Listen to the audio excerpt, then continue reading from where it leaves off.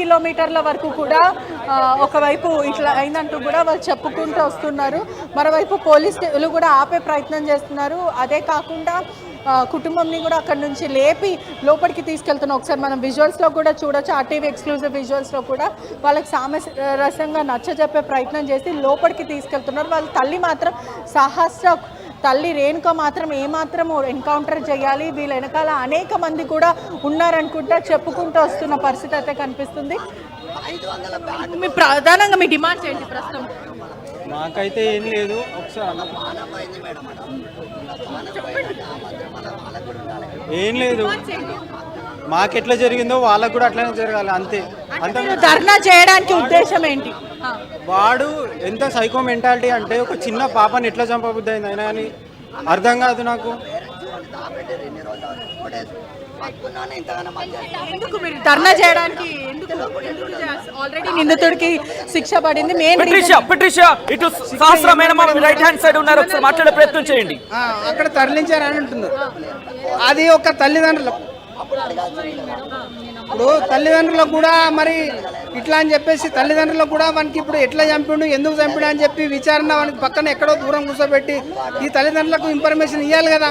అలా ఇవ్వకుండా వీడు చంపిండు, లెటర్ ఉంది, ఆ బ్యాట్ గురించి వెళ్ళి చంపిండు, అది అలా చెప్పడం ఎట్లా? మరి బ్యాట్తోనికి వచ్చినోడు అన్ని 20 కోట్లు ఎట్లా పడి చంపాడు వాడు అని ఒక సిపి సార్ ఆయన అలా చెప్పడం జరిగింది ప్రెస్ మీట్లో కూడా. ఆయన బ్యాడ్ గురించి వెళ్ళి అడ్డుపడితే అమ్మాయికి చంపడం జరిగిందని చెప్పాడు. అంత సింపుల్ గా ఎట్లా చెప్తాడు? డబ్బులు ఏమైనా పోయినాయా లేకపోతే ఏంటి మేడం? డబ్బులు పోయినాయంటే మేము ఇంట్లో పోయి చూసుకోలేదు ఆ రోజు నుంచి ఇప్పటి వరకు. ఆ రోజు నుంచి చూసుకోలేదు, మేము బయట ఉన్నాం. ఈ ఇంటికి మాకు రానియారు కదా అక్కడ డోర్ వాళ్ళు. ఏం పోయినా ఏందనేది మాకు కూడా ఇంకా ఏం తెలియదు, మేము ఇంటికి వెళ్ళలేదు కాబట్టి ఇట్లాంటి ఇది వాంటెల్లి ప్రాంతం జరిగింది. ఏదో బ్యాట్ కోసం వచ్చిండు అదే చెప్పిండు. పోలీసులు దీన్ని తప్పుదో పట్టిస్తున్నారు. దయచేసి నిజాలు దీన్ని బయట పెట్టాలి. నిజాలు బయట పెట్టి ఎవడైతే నిర్దోషం తేలిండో వాళ్ళు ఇమ్మీడియట్లీ ఎన్కౌంటర్ చేయాలి. ఎన్కౌంటర్ చేస్తేనే ఈ రాష్ట్ర ప్రజలు కానీ ఆ కుటుంబానికి కానీ న్యాయం జరుగుతుంది తప్ప కానీ మీరు ఏదో వాడిని పెట్టి పోషించి ఈరోజు మనకి 15 సంవత్సరాలు అంటున్నారు. రేపు 14 సంవత్సరాలు 20 సంవత్సరాలు వస్తాయి. వాడు బయటకు వస్తాడు. బయటకు వచ్చిన తర్వాత ఈడ వాడు ఇదే పనులు చేయాలని గ్యారెంటీ ఏమున్నది?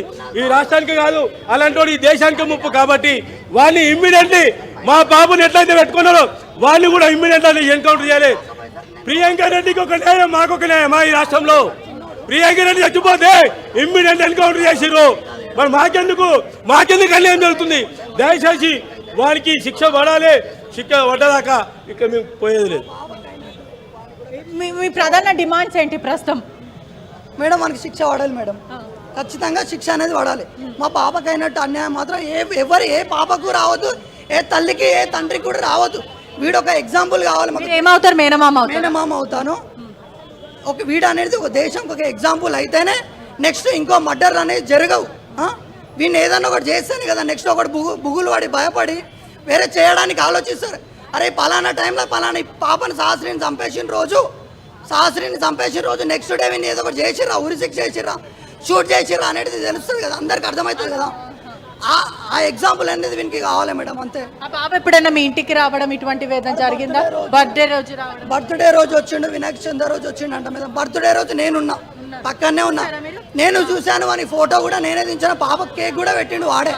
కేక్ పెట్టి బిహేవియర్ ఎట్లుండే అబ్బాయి?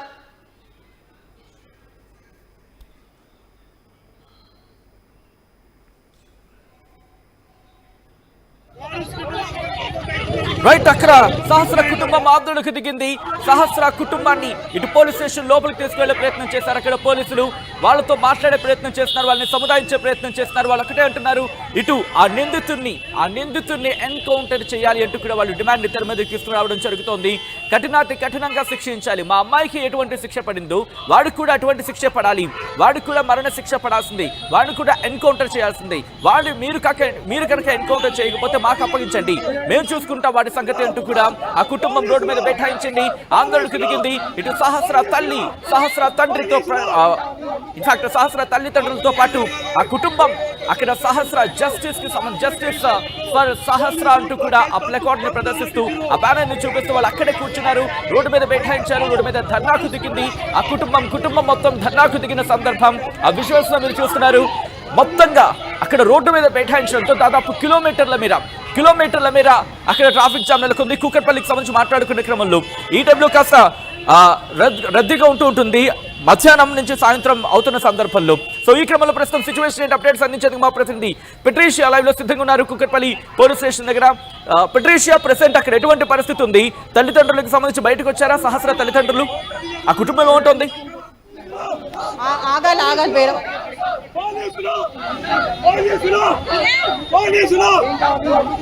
ఆల్ రైట్, ఒకసారి మీరు చూడొచ్చు పోలీసు జులుం నశించాలి అంటూ కూడా వాళ్ళు ఆ డిమాండ్ అక్కడ ఇన్ఫాక్ట్ డిమాండ్ చేస్తున్న పరిస్థితి ఉంది. ఆందోళనకు దిగింది సహస్ర కుటుంబం. ఒకటే అంటోంది, బ్యాట్ కోసం కాదు ఇంకా ఏదో ఉంది. బ్యాట్ కోసం ఎందుకు చంపేస్తాడు, కేవలం బ్యాట్ కోసం ఎందుకు చంపేస్తాడు? ఈ క్వశ్చన్స్ ని ఆ కుటుంబం ఇప్పుడు తెర మీదకి తీసుకొస్తోంది, ఆందోళన వ్యక్తం చేస్తోంది. ఎందుకు ఇలా ప్రవర్తించడం, మాకో న్యాయమా ఇంకొకరికి ఇంకొక న్యాయమా అనే ఒక క్వశ్చన్ ని తెర మీద తీసుకురావడం జరుగుతోంది. వాడిని మాకు అప్పచెప్పండి, వాడు మాకు అప్పచెప్తే వాడిని మేమే ఎన్కౌంటర్ చేస్తామంటూ కూడా కుటుంబం అంటోంది. కుటుంబం ఆ డిమాండ్ ని తెర మీదకి తీసుకొస్తుంది. మీరు చూడొచ్చు కూకట్పల్లి పోలీస్ స్టేషన్ ఎదుట రోడ్డు మీద బైఠాయించింది ఆ కుటుంబం. ఆందోళనకు దిగింది, ఆందోళన బాట పట్టింది. ఎక్కడా కూడా ఒక్కసారి ఆ విశ్వాస్ చూపించే ప్రయత్నం చేద్దాం. ఆ తల్లి సహస్ర తల్లి రేణుక రోడ్డు మీద బైఠాయించారు. ఇటు పోలీసులు ఆమెను లిఫ్ట్ చేసే ప్రయత్నం చేశారు అక్కడి నుంచి, కానీ ఎక్కడా కూడా ఆమె మాట్లాడట్లేదు. ఈ నేపథ్యంలోని ఇటు సహస్ర తండ్రి రియాక్ట్ అయ్యారు. ఆయన ఏమంటున్నారో చూద్దాం. భూమి మీద ఉంచొద్దు, ఉరి తీయండి అందరు కానీ, ఉరి తీసి లేదంటే పెట్రోల్ వేసి కాల్చేయండి. మా పాప ఎక్కడ చనిపోయిందో ఆ స్పాట్లో వాడిని ఉరి తీస్తే చుట్టుపక్కలందరూ భయపడతారు, ఇంకోటి చేయడానికి కూడా ఆలోచిస్తాడు.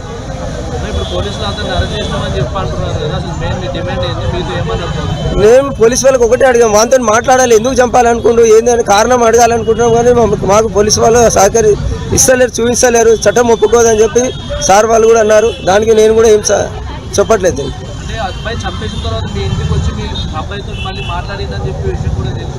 లేదు ఇది చాలా తప్పు ఇది అనుకో. మీరు ఏదేదో అడుగుతున్నారు కానీ ఇది చాలా తప్పు. నేను ఇంతకుముందు తెలియడం అంటే ఇంటి పక్కన బిల్డింగ్ లో ఉంటారు, చూస్తుంటాము. మా అబ్బాయితో ఆడుతుంటాడు, చూస్తున్నాను. మా అంతా క్లోజ్ గా మాట్లాడేంత మాకు ఆలోచన లేదు. మాకు బర్త్డే పార్టీకి అంటే మా అబ్బాయి వెళ్తాడు సార్, అందరి దగ్గరికి వెళ్తాడు, వాడు అందరి ఫ్రెండ్స్ ని తొలుకొస్తాడు. ఆలోచన చుట్టుపక్కల బస్సు, అది కాలనీ కాదు బస్తీ కాబట్టి అందరు కలిసిమెలిసి ఉంటారు కాబట్టి మేము కూడా అందరు సంతోషిస్తాం. పిల్లోడు అందరితో ఆడుకుంటూ చేస్తుండని చెప్పి మేము కూడా సంతోషిస్తాం. కానీ తిట్టలేము కదా సార్, మనం చిన్నోని ఎట్లా తిడతాం, వెళ్ళకరా అవి అని చెప్పలేము కదా.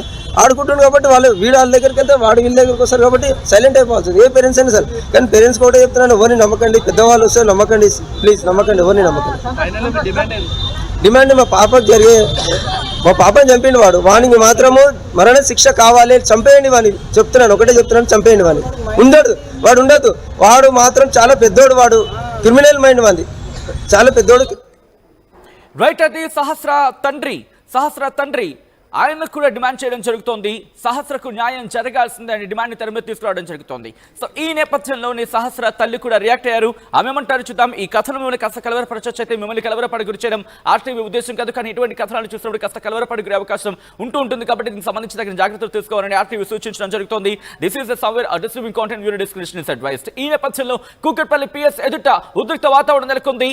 ఈ క్రమంలోని ఆ కుటుంబం రోడ్డు మీద ఆందోళనకు దిగింది. ఇన్ఫాక్ట్ సహస్ర తల్లి రేణుక రియాక్ట్ అయ్యారు. ఆమె ఏమంటున్నారు చూద్దాం. చెప్తున్నారు కదా, వాళ్ళ మమ్మీ చెప్పిందంట అని సార్ చెప్పారు. ఫోన్ కూడా ఇంతకుముందు తెచ్చాము, అడిగాము, అసలు ఎక్కడి నుంచి వచ్చిందని అడిగారని చెప్పారు కదా. చెప్పారా చెప్పలేదా, విన్నారా మీరు? సార్ చెప్తున్నారు కదా ఫోన్ కూడా వచ్చిందని వాళ్ళ మమ్మీ చెప్పారు, ఎంక్వైరీ చేస్తే చెప్పారు. మరి వాళ్ళ మమ్మీ ఫోన్ తెచ్చినప్పుడు అప్పుడే ఖండించుంటే ఈ పరిస్థితి వచ్చేదాన్ని నేను మిమ్మల్ని అడుగుతున్నాను. మీరు కూడా ప్రెస్ మీట్ వాళ్ళని అడగండి. అప్పుడే ఖండించి ఉంటే ఇంత పరిస్థితి వచ్చేదా? నా పాప ఇంతవరకు వచ్చేదా చెప్పండి. నా పాప ఎంతవరకు ఫైట్ చేసిందో కూడా చెప్పారు వాళ్ళు. అంత ఫైట్